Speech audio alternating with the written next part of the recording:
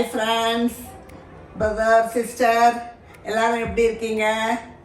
உங்களெல்லாம் மீட் பண்ணுறது ரொம்ப சந்தோஷம் எனக்கு. உங்களுக்கு இன்றைக்கி மைசூர் ரசம் பண்ணி காமிக்கலான்னு இருக்கேன். சுட சுட நம்ம ஆயில் பாத்து எடுத்துட்டு இதை சாப்பிட்டோம்னாக்க ரொம்ப நல்லா இருக்கும். மத்தியானம் சாப்பிட்டுட்டு அப்பளம் தொட்டுக்கு வச்சுக்கலாம், இல்லை ஏதாவது கறி ஏதாவது பண்ணிக்கலாம், புளித்தோல் ஏதாவது பண்ணிக்கலாம், சாப்பிடுங்க. அப்பளம் வந்து சூப்பர் காம்பினேஷன், காய்ச்சின அப்பளம். அது வந்து உங்களுக்கு பண்ணல. இதுக்கு என்னெல்லாம் வேணுங்கிறத நான் இப்போ சொல்கிறேன். உங்களுக்கு கொஞ்சம் கடலை பருப்பு எடுத்து, இது 4 பேருக்குள்ளது சொல்கிறேன் நான் உங்களுக்கு. ஒரு வேளைக்கு. ஆமாம், ஒரு வேளைக்கு 4 பேர் சாப்பிட்றதுக்கு, தாராளமாக சாப்பிட்றதுக்கு ஒரு அரை டேபிள் ஸ்பூன் வந்து கடலை பருப்பு எடுத்துங்கோ, அரை டேபிள் ஸ்பூன் வந்து துவரம் பருப்பு எடுத்துங்கோ, அப்புறம் அரை டேபிள் ஸ்பூன் தனியாக எடுத்துங்கோ, மிளகு ஒரு 1/4 டேபிள் ஸ்பூன் எடுத்துங்கோ, ஜீரகம் ஒரு 1/4 டீஸ்பூன் எடுத்துங்கோ. மிளகு போடுறதுனால ஒரே ஒரு மிளகாத்தல் போகிறோம், ஏன்னா இதுலேயும் காரம் இருக்கும், அதனால் ஒரு மிளகாத்தல். பெருங்காயம் இந்த எவ்வளோ பீஸ் பெருங்காயம் எடுத்துங்கோ. பூண்டு வந்து பூண்டு மைசூர் ரசம், அதனால் பூண்டு வந்து இவ்வளோ 10 பூண்டு எடுத்துங்கோ. அதுக்கு தேங்காய், அதையும் நம்ம வறுத்துடணும். இவ்வளோ தேங்காய் எடுத்துங்கோ. தேங்காய் நல்லா வறுத்துடலாம். இதோடு வறுக்கும்போது கொஞ்சம் முக்கால் வறுத்தப்புறம் தேங்காயை போட்டுக்கலாம். ஒரு தக்காளி போகிறோம். பெங்களூர் தக்காளியும் எடுத்துக்கலாம், நாட்டு தக்காளியும் எடுத்துக்கலாம். நான் இன்றைக்கி பெங்களூர் தக்காளி எடுத்துட்டுருக்கேன். புளி போடுங்க, அது ரொம்ப மஸ்ட்டு, அதுதான் டேஸ்ட்டு கொடுக்கும். இவ்வளோ புளி எடுத்துனா போகிறோம். இந்த தக்காளிக்கு இந்த புளி 4 பேருக்கு ஒரு வேளைக்கு சாப்பிடலாம். இப்போ நம்ம எப்படி சாமானத்தெல்லாம் வறுக்கணும், எப்படி பண்ணலான்னு காமிக்கிறேன். சும்மா ஒரு 2 ஸ்பூன் விட்டுனா போகிறோம் எண்ணெய், ஜாஸ்தி வேண்டாம். ரிஃபைண்ட் ஆயிலா? ரிஃபைண்ட் ஆயிலும் விட்டுக்கலாம், கடலெண்ணெய் விட்டுக்கலாம். நல்லெண்ணெய் எல்லாம் வேண்டாம், ரிஃபைண்ட் ஆயில் இல்லை கடலெண்ணெய், தேங்காய் எண்ணெயும் வேண்டாம். இப்போ வந்து ஃபஸ்ட்டு நம்ம பெருங்காயம் போட்டுக்கலாம். அது ஒன்றுன்னா போட்டுருங்க, இது மேலேயே காயட்டும். கடலைப்பருப்பு ஃபஸ்ட்டு போட்டுங்க, ஏன்னா அது கடலைப்பருப்பு கொஞ்சம் வருகிறதுக்கு லேட் ஆகும்.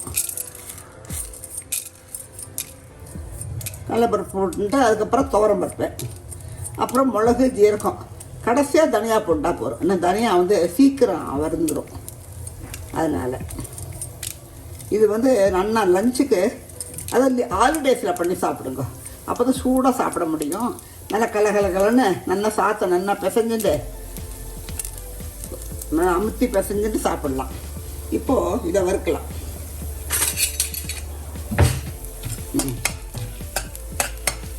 தேங்காய் இது பொட்டுக்கடலை இது வெங்காயம் பொரிஞ்சுட்டு இப்போ நம்ம தோரம் ஒன்றா சரியாக போட்டுக்கிறதுக்கு சரியாக இருக்கும்.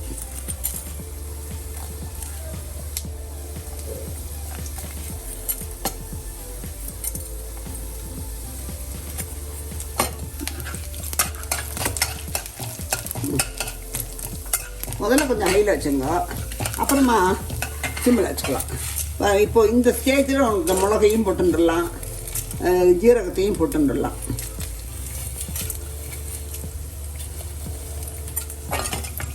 இப்போவே ஒரு கோல்டன் ப்ரௌன் வந்துட்டு பார்த்தீங்களா?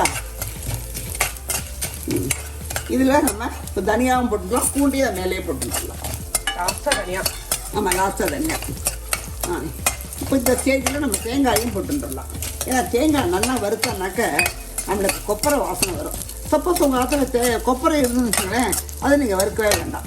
அப்படியே சின்ன பொடி போய் நறுக்கி டைரெக்டாக மிக்சியில் அரைச்சிடும். இதை அரைக்கும் போது இதே அளவு தானே? இதே அளவு தான். இன்னும் ஒரு 4 பத்தை போட்டுப்பீங்களா?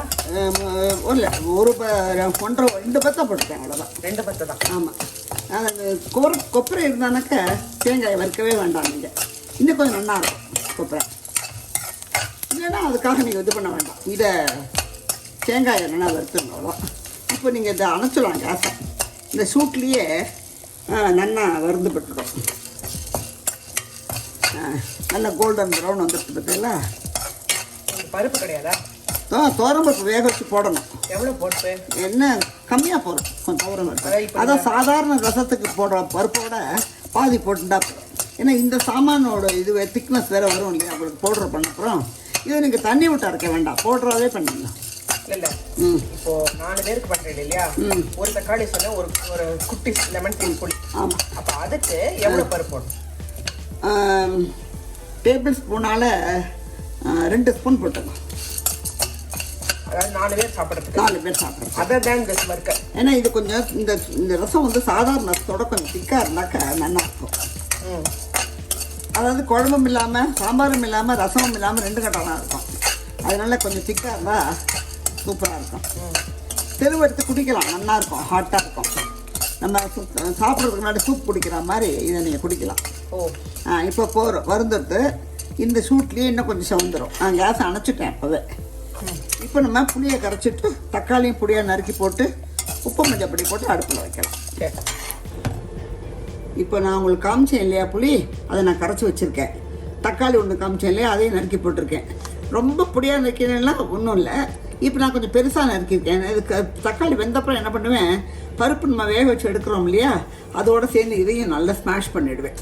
அப்போ இன்னும் கொஞ்சம் திக்னஸ் கொடுக்கும். இதெல்லாம் ஒரு சின்ன சின்ன டிப்ஸு.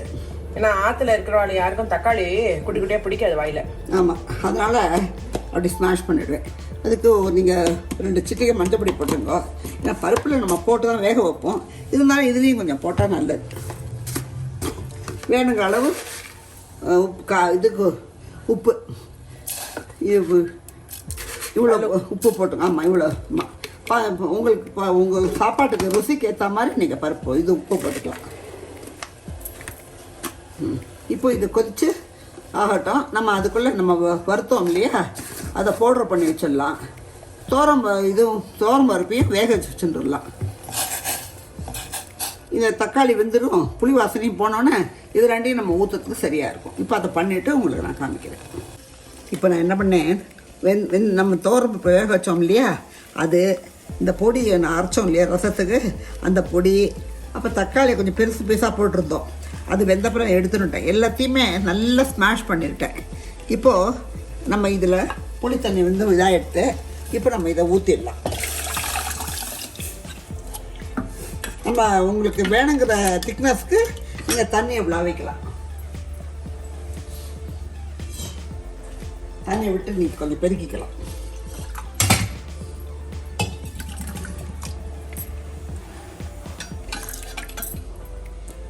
கூடுமான வரைக்கும் வேஸ்ட் பண்ணாத பண்ண பாருங்க.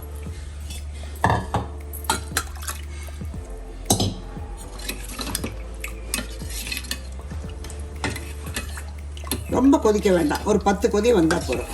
போடுமா அந்த திக்கு? இல்லை, நான் இன்னும் கொஞ்சம் 1/2 டம்ளர் தண்ணி ஊற்றலாம். நான் சாப்பிட்றதுக்கு உங்களுக்கு சரியாக இருக்கும்.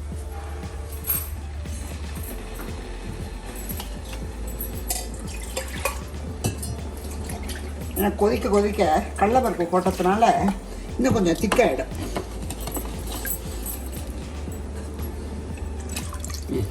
இது போதும். சாதாரண ரசத்தோடு இது கொஞ்சம் எப்போவுமே திக்காக தான் இருக்கும். இது கொதிக்கட்டும், 10 கொதி வரட்டும். நம்ம ரசத்து நெய்யில் கடுகும் கொஞ்சோண்டு பெருங்காயம் கருவேப்பிலை. இப்போ இந்த ஸ்டேஜில் நம்ம கொத்தமல்லி நறுக்கி போட்டுடலாம். பொடிப்படியாக நறுக்கி போட்டுருவோம் கொத்தமல்லியை. இப்போது நான் நெய்யில் கடுகும் கொஞ்சோண்டு பெருங்காயமும் கருவேப்பிலையும் தாளித்து கொடுத்துருக்கேன். இதை நம்ம ரசத்தை ஊற்றிடலாம். இது வந்து இந்த ரசம் இருக்க விண்டருக்கு ரொம்ப நல்லது. ஏன்னா நிறைய மிளகு தானே சேர்க்குறோம். நான் கோல்டெல்லாம் எல்லாம் அட்டாக் பண்ணாமல் இருக்கிறதுக்கு மிளகு ரொம்ப நல்லது. ஜீரக சக்திக்கு ரொம்ப நல்லது, வாயு கொள்ளாது.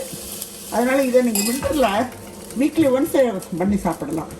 மைசூர் ரசம், பூண்டு போட்ட மைசூர் ரசம் ரெடி. பண்ணுங்கோ, சாப்பிடுங்கோ, எனக்கு ஃபீட்பேக் கொடுங்க.